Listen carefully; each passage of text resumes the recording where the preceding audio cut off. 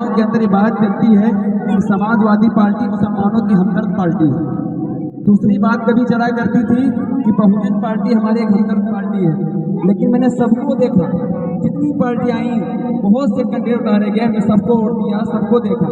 लेकिन बताओ, आज तक जब तुम्हारा दीन का मसला आया हो, तुम्हारी शरीयत का मसला आया हो, एक भी सांसद दिखाओ जो मुसलमान भी हो, तुम्हारी शरीयत के मुताबिक बोला हो सांसद के अंदर खड़े, एक भी नहीं मिलेगा आपको, क्योंकि उनके ऊपर हाथ है, वो नहीं बोल सकते हैं। आप अपनी पार्टी को मजबूत करिए, अपने इतिहाद को मजबूत करिए, अपने आप को, अपने संगठन को मजबूत करिए, उसको लेकर चलिए, अपनी क़यादत को खड़ा करिए। असद साहब हमेशा ये बात कहते हैं, अपनी क़यादत खड़ा करिए। वो नहीं चाहते कि हम प्रधानमंत्री बने, हम यहाँ के मुख्यमंत्री बने, वो तो चाहते हैं कि हमारी आवाम जो है ये कुर्सियों पर आ जाए, ये दरी बिछाने वाली आवाम ना बचे। हमने अभी तक समाजवादी, बहुजन, बीजेपी, बहुत सी पार्टियों को हमने देखा, लेकिन किसी ने तुम्हारा कोई काम नहीं किया।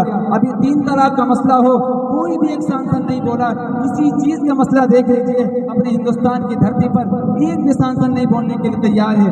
जब मुसलमानों की बात आती है तो सारे खामोश हो जाते हैं। इस तरीके से खामोश होते हैं, मालूम पड़ता है इनके घर की बात है। मुसलमान कुछ है नहीं, सिर्फ वोट देने के लिए मुसलमान है। हमको समझा नहीं कुछ, उन्होंने हमेशा सिर्फ इस्तेमाल किया है। जैसे एक दोने के अंदर चाट दी जाती खाने के लिए, जब खा लिया तो दोना फेंक दिया जाता है। हमारा हाल ये कर दिया, छोड़ दिया बिल्कुल। जब तक इस्तेमाल किया कर रहे, इस्तेमाल किया तो छोड़ दिया, हटा दिया।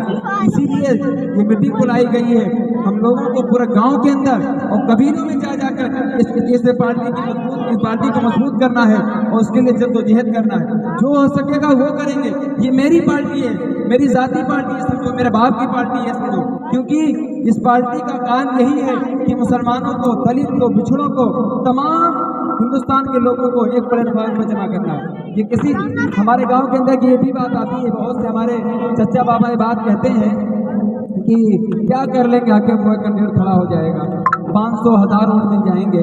हम आपको एक मिसाल दें, हज़रत इब्राहीम नबी के अलैहिस्सलाम को जब आग में डाला गया, नमरूद ने जब आग में डाला, तो इब्राहीम अलैहिस्सलाम के पास तमाम फरिश्ते आए, सबने सदाएं लगाई, आप हुक्म करे बारिश ला देंगे, आप हुक्म करे हवा चला देंगे। एक छोटा सा परिंदा चिड़िया का आता है, चोंच में पानी भर के लाता है, वो डालता है, तो पूछने वाले उससे पूछते हैं कि आपकी चोंच में इतना पानी क्या आग बुझा देगी, आपकी चोंच में इतना पानी क्या आग बुझा देगी।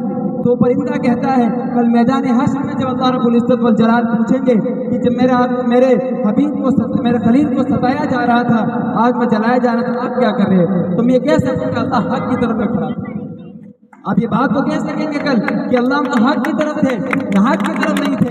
आज हमारा मकाम क्या है, हमें हर जगह इस्तेमाल किया जाता है। मुसलमानों को इस मुल्क के अंदर कितनी तकलीफें दी जा रही हैं, तरह तरह की बातें हमारे ऊपर इस्तेमाल की जाती हैं। हमारे मदारिस हों, मकातिब हों, मसाजिद हों, सबके ऊपर जुल्म ढाया जा रहा है। मुसलमानों को कुछ नहीं समझा गया, बल्कि सबसे बड़ी आज़ादी में मुसलमानों की कुर्बानियाँ हैं। मौलाना हुसैन अहमद मदनी को काला पानी की जेल में दफन किया गया, मौलाना कासिम नामती रहमतुल्लाह अलैह को मारा गया, तमाम मौलाना आज़ाद साहब को, तमाम हमारे अकाबिर ऐसे हैं जो इस मुल्क के खातिर कुर्बानियाँ दी।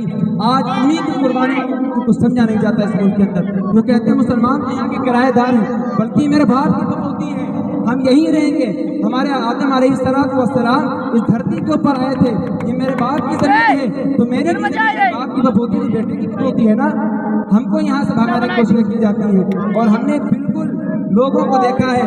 आइंदा आने वाले वक्त में इंशाअल्लाह 2027 में सब कोशिश करेंगे, तमाम गांव को लेकर जाएंगे, एक एक बस्ती में, एक घर में जाएंगे और इमाम के कैंडिडेट को जिताने की इंशाअल्लाह कोशिश करेंगे। और इंशाअल्लाह 27 के अंदर 159 विधानसभा से जीत के जाएगा, अल्लाह ने चाहा कोई कैंडिडेट आएगा। हम बहुत से लोगों को देखा है, हमें अब किसी की जरूरत नहीं बची है, हमें खुद अपनी पार्टी को मजबूत करना है। क्योंकि हमने अभी महाराष्ट्र का चुनाव देखा, बिहार का चुनाव देखा। ये तो बहुत से कहते हैं कि ये एक पार्टी मुसलमानों की पार्टी नहीं। बिहार में ओवैसी साहब ने 7 से 8 9 से 12 13 कैंडिडेट हिंदुओं को उतारा, राणा नवजीत तो हिंदू थे, उनको उतारा। अभी एमएलसी के चुनाव हुए महाराष्ट्र के अंदर, वहां पे असद साहब ने उतारे।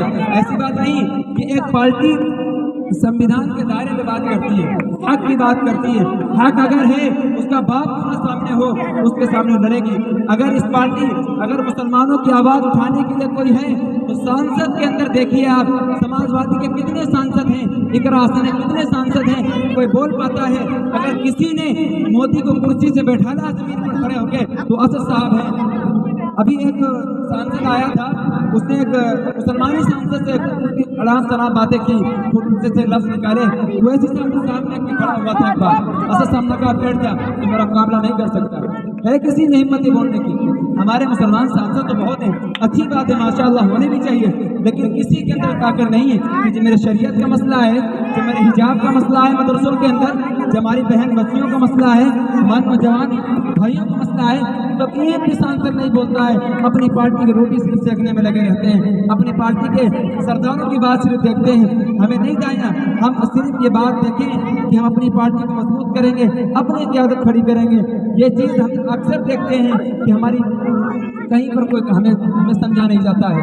हम अपनी पार्टी को मजबूत करें और इसके लिए कुर्बानियाँ दी जो हो सके, अपनी जान से, माल से, जिस तरीके से हो सके निकले और कुर्बानियाँ दें। क्योंकि बात वाज़ेह हो चुकी है कि मुसलमानों की कोई पार्टी हमदर्द नहीं है, वो समाजवादी हो कोई हो।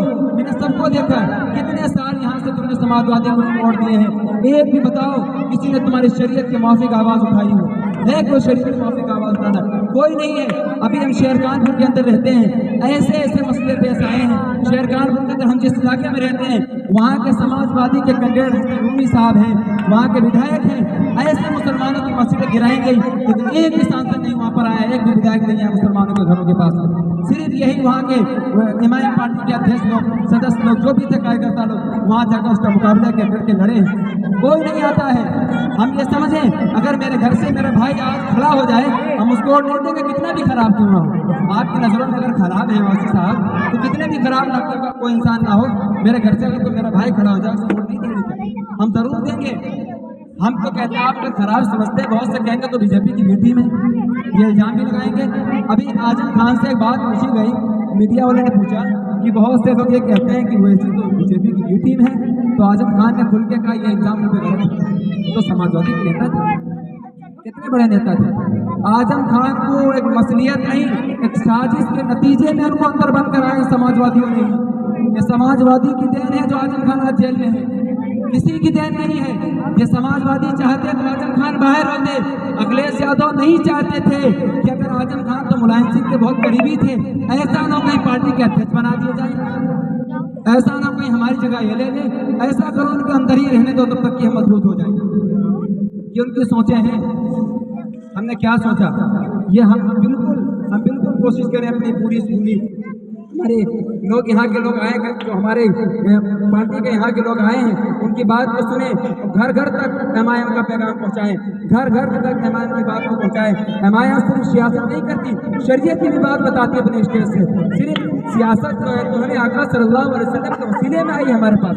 अल्लाह के नबी सल्लल्लाहु अलैहि वसल्लम ने भी सियासत की है, सहाबा ने भी सियासत की है, उमर फारूक रज़ियल्लाहु तआला ने खिलाफत की है, उमर फारूक उस्मान गनी अली मुर्तज़ा ने खिलाफत की है। ये सियासत है। बहुत से कहते हैं मौलवियों को सियासत में नहीं आना चाहिए, दूर रहना चाहिए, ये भी बात गलत है। सियासत तो हमारे हक में आई है, मौलवी तो उलमा अंबिया के वारिस है, उनके हक में सियासत आई, वो नहीं आएंगे तो कौन आएगा। हमें बिल्कुल इस बात की तवज्जो देनी है। हिमायत पार्टी के एक घर के अंदर ये बात पहुँचानी चाहिए। आने वाले 27 में जिसका साथ असद साहब दे दे, उसके हक में वोट देना है। अगर साथ नहीं देते हैं, अपना कैंडिडेट उठाते हैं, असद साहब की बात को लब्बैक कहेंगे इंशाअल्लाह हम सब लोग, वो जिस तरह हुक्म करेंगे, क्योंकि जो मेरे लिए मेरा हमदर्द है, हमारा वोट भी इंशाअल्लाह उसी को जाएगा। ये हमारी पूरी कोशिश होनी चाहिए। जो भी हमारे हक में बोलेगा उसके लिए वोट करेंगे। हमें क्या फायदा है, हमने सबको वोट दे दिए, कोई आता आपके दर पे कभी आया? ये हमारी पार्टी ऐसी है, आप उसको बुलाएंगे दौड़ के आएंगे, समझ रहे? आप उसको बुलाएंगे दौड़ के आएंगे। जिस तरफ असद साहब का हुक्म हो जाए उस तरफ हम तैयार हो जाएं सियासत की दुनिया में, हम नहीं कहते। दूसरी बात यह है कि हम लोग बिल्कुल पूरी कोशिश करें, मेहनत करें। हमारे गांव में पहली मरतबा मीटिंग है और पहली मरतबा आए हैं लोग, इनके इकराम नहीं कर पाए, हम तो गुस्ताखी हुई, मौजूद नहीं थे, माफी चाहते बोलना। और कोशिश करें कि हर घर तक हम हिमायत पार्टी की बात को पहुंचाएंगे। आने वाले वक्त में इंशाअल्लाह इस बात को याद रखें कि हमारा हक है, नहीं देंगे कल क़यामत के दिन हमारी पकड़ होगी। पूछा जाएगा कि तुम्हारे शरीयत के लिए जो बोल रहा था, 3 तलाक पर जो बोला, हिजाब पर जो बोला, मदारिस मकातिब पर जो बोला, उसके हक में तुमने वोट नहीं दिया था, उन बंदूकों के हक में वोट दिया था जिन्होंने कभी तुम्हारी शरीयत के मुआफिक बात नहीं की, हमेशा तुम्हारी शरीयत के खिलाफ रहे। झूठ ना चाहिए, मैं बात कहूँ शायद खराब लग सकती है। बाबरी मस्जिद का फैसला आया, बाबरी मस्जिद के फैसले पर किन सांसदों ने बोला बताओ, कितनी बातें आई हैं सामने। अभी ये हम लोग कहते हैं कि कांग्रेस मेरी हमदर्द है, कांग्रेस मेरी हमदर्द है, वो हमेशा मुसलमानों की बात करती है।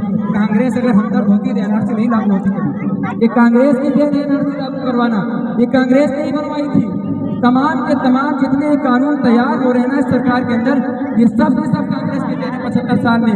कांग्रेस चाहती मुसलमानों पर एक भी जुल्म नहीं होता, कांग्रेस के देन मुसलमानों को बिल्कुल किसमें शुमार किए जाते हैं। आज हम अल्पसंख्यक बिछोड़ों में शुमार किए जा रहे हैं। हमारी ये हैसियत रखी कांग्रेस वालों ने, सबसे गरीब जाति में शुमार किए जा रहे हैं मुसलमान, इनकी सबसे ज्यादा कुर्बानी हिंदुस्तान की धरती पर है। सबसे ज्यादा किसी की कुर्बानियां है दिल्ली के गेट पे जाए मुसलमानों की लिखी हुई, आज उन्हीं को सबसे कमजोर समझा जा रहा है।